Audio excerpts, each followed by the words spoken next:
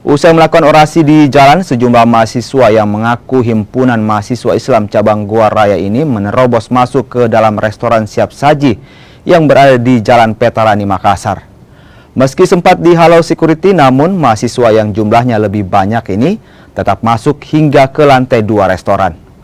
Di lantai 2, mahasiswa ini berorasi dan memasang spanduk memboikot produk yang berafiliasi dengan Israel sebagai bentuk kecaman terhadap serangan Israel ke jalur Gaza. Usai berorasi dan memasang spanduk, seluruh mahasiswa meninggalkan lokasi. Sementara itu, meski diterobos pengunjuk rasa, namun restoran siap saji ini tetap beroperasi seperti biasanya.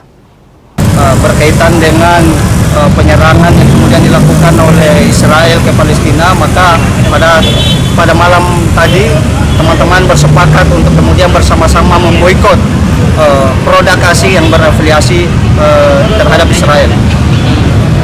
Itu selanjutnya akan kemana lagi? Selanjutnya kami akan ke Jalan Sultalauddin karena masih banyak beberapa tuntutan. Yang kedua yaitu terkait masalah menolak segala bentuk perampasan tanah yang ada di Indonesia, baik dari kasus Rempang dan di Makassar sendiri ada Bara-Baraya.